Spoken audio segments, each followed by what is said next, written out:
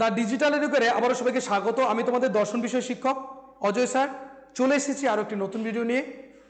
আজকে আমি এর আগের ভিডিওতে কি করেছিলাম, তোমাদের গঠনমূলক নিয়মের বৈধতা বিচার শিখিয়ে দিয়েছিলাম কি করে বৈধ অবৈধ বলবে।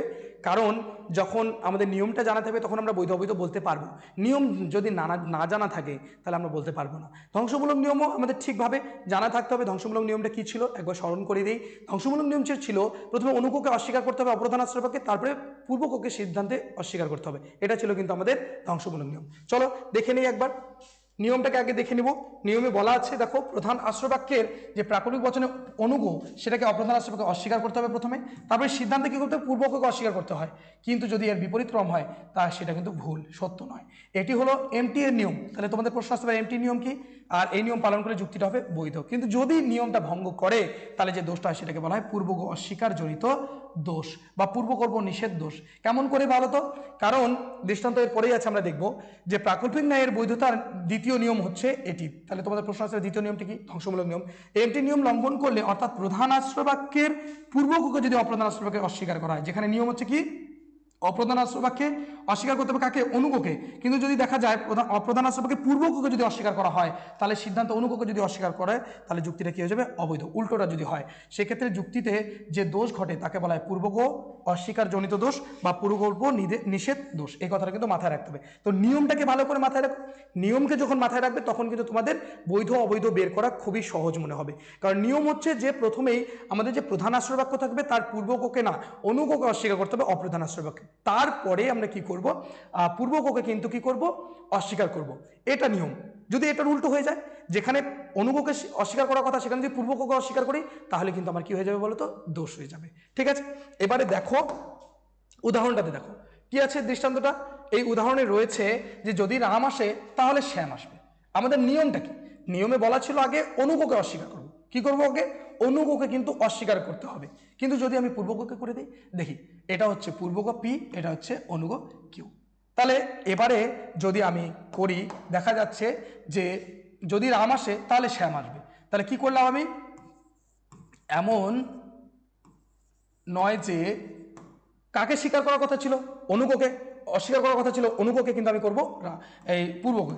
যদি রাম, এমন নয় যে রাম এসেছে, সুতরাং এমন নয় যে শ্যাম যাবে। ব্যাস, এটাই আমাদের অবৈধ হয়ে গেল। কেন অবৈধ হলো, কারণ যেখানে স্বীকার করার কথা অস্বীকার করার কথা ছিল অনুগকে সেখানে আমি স্বীকার করে দিয়েছি পূর্বককে, কারণ রাম আসে এটা কিন্তু পূর্বক ছিল। গেল। এবার এটা যদি বৈধ আকার বানাই কি হবে, ঠিক এটা অবৈধ। এবার বৈধটা কি, বৈধ নিয়মটা কখন মানবে, তাহলে এখানে যখন আমি করব এমন নয় যে শ্যাম এসেছে, ঠিক আছে, শ্যাম যাবে, ঠিক আছে, সুতরাং এমন নয় যে রাম এসেছে, এটা হবে। যখন ওই বাক্যটা থেকে ওই যে বচনটা থেকে যখন আমি এটা করব এটা হচ্ছে বৈধ।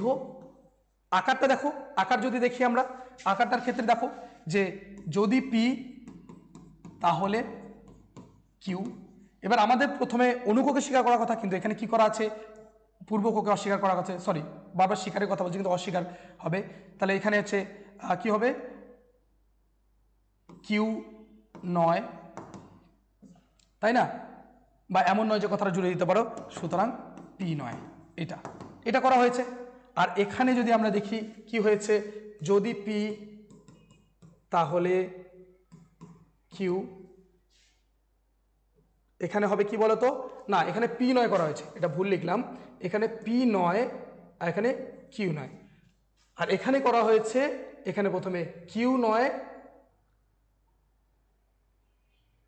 হ্যাঁ এখানে প্রথমে কি করেছে কিউ নয়, সুতরাং পি নয়। ভালো করে দাও, ঠিক আছে, ওখানে ভুল ছিল কারণ এটা হচ্ছে অবৈধ, সেখানে আগে পূর্বককে অস্বীকার করা হয়েছে তারপরে অনুগকে, আর এখানে এটা বৈধ।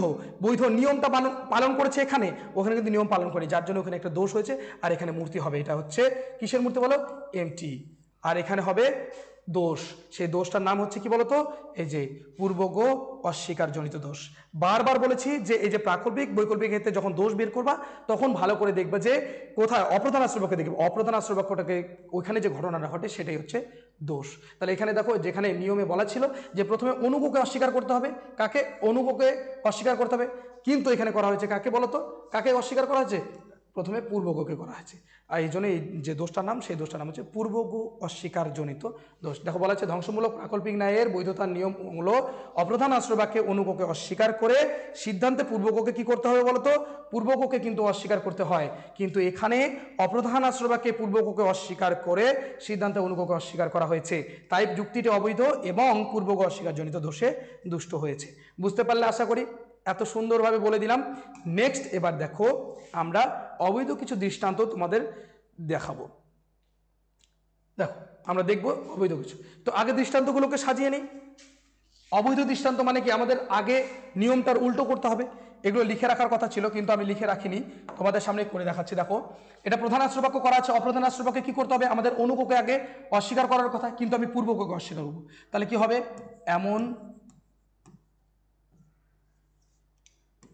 এমন নয় যে বৃষ্টি হয়েছে, সুতরাং এমন নয় যে খেলা হবে। তাহলে দেখো এখানে প্রথমে পূর্বককে আমি অস্বীকার করলাম, তবে অনুককে অস্বীকার করলাম। পরেরটাতেও দেখো বৃষ্টি হয়, যদি বৃষ্টি হয় তাহলে খেলা হবে না, এখানে আগে থেকেই না রয়েছে। তাহলে দেখো কি হবে, অনুককে প্রথমে, পূর্বককে প্রথমে অস্বীকার করি, এমন নয় যে বৃষ্টি হয়েছে, সুতরাং এমন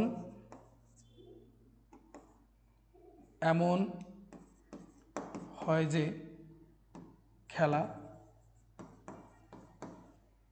হবে। ঠিক আছে, তারপরে দেখো যদি বৃষ্টি না হয় তাহলে খেলা হবে না, তাহলে কি, এমন হয় যে বৃষ্টি হয়েছে, সুতরাং এমন নয় যে খেলা হবে। খুব সুন্দরভাবে দেখে নাও, আকারগুলো করে নিলাম।